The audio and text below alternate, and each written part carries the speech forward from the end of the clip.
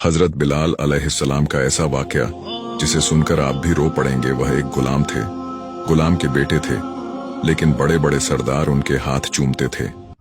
गुलामी से सरदारी तक का सफर करने वाले यह हजरत कौन थे और कैसे यह हजरत एक गुलाम से ऐसे सरदार बने कि बड़े बड़े सरदार उनसे मिलने के लिए तरसने लगे? तो आइए जानते हैं इस वीडियो में। इसलिए वीडियो को आखिर तक देखें। जिस शख्स के बारे में हम आपको बताने जा रहे हैं वह कोई और नहीं बल्कि हजरत बिलाल रजी अल्लाह ताला अन्हु हैं, जिनके बारे में रसूलुल्लाह सल्लल्लाहु अलैहि वसल्लम ने कहा था कि बिलाल कितना अच्छा आदमी है, वह मुअज्जिनों का सरदार है। हजरत बिलाल का पूरा नाम बिलाल इब्न रिबाह था। आपके वालिद रिबाह हबशा के रहने वाले थे, जो कि अरब के वेस्ट में एक अफ्रीकी मुल्क है। वहां के लोगों का रंग ज्यादातर स्याह होता था, इसलिए हजरत बिलाल का रंग भी स्याह था। जाहिलियत के जमाने में आपके वालिद और वालिदा मक्का में आकर बस गए थे। हजरत बिलाल के वालिद हबशा के गुलामों में से थे, इसलिए हजरत बिलाल भी मक्का के एक कबीले बनी जमाह के गुलाम थे। हजरत बिलाल उमैया इब्न खलफ के गुलाम थे और बकरियां चराया करते थे। उमैया एक बहुत ही मुशरिक आदमी था और इस्लाम का दुश्मन था। जब हजरत बिलाल ने इस्लाम को कबूल किया तो उमैया ने कहा, मैंने सुना है कि तूने हमारे खुदाओं से मुंह मोड़ लिया है और कोई और माबूद तलाश कर लिया है, क्या यह बात सही है? हजरत बिलाल ने फौरन जवाब दिया, मैं मोहम्मद सल्लल्लाहु अलैहि वसल्लम के दीन पर ईमान लाया हूं और उस अल्लाह को माबूद मानता हूं जिसने मेरे आका मोहम्मद सल्लल्लाहु अलैहि वसल्लम को हक के साथ दुनिया में भेजा है। जब उमैया इब्न खलफ ने हजरत बिलाल का यह बेबाक जवाब सुना तो वह गुस्से से लाल हो गया। उसने कहा, इस दीन से बाज आ जा, वरना मैं तुझे सख्त सजा दूंगा। इसके बाद हजरत बिलाल पर जुल्म की शुरुआत हुई। उमैया इब्न खलफ आप पर जुल्म व सितम करने लगा और कहने लगा कि अपने दीन से फिर जा और हमारे खुदाओं पर ईमान ले आ।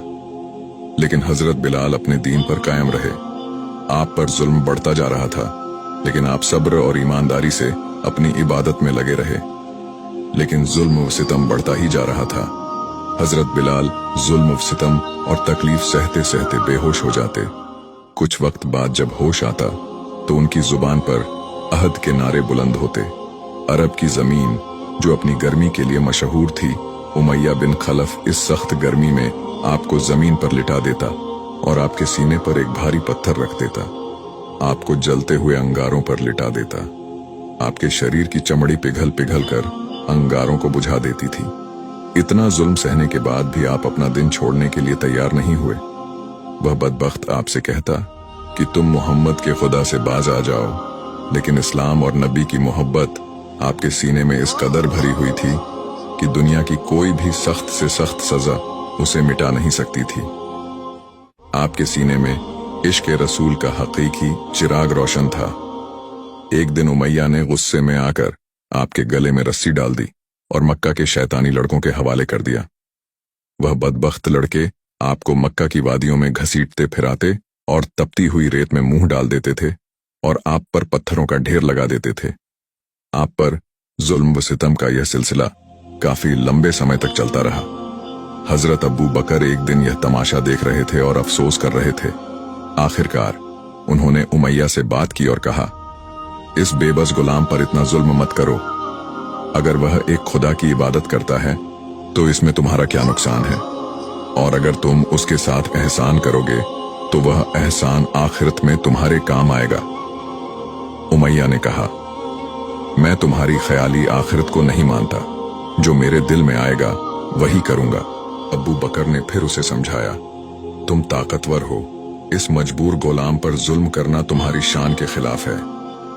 उमैया ने जवाब दिया, अगर तुम इस काले गुलाम के इतने ही हमदर्द हो तो इसे खरीद क्यों नहीं लेते?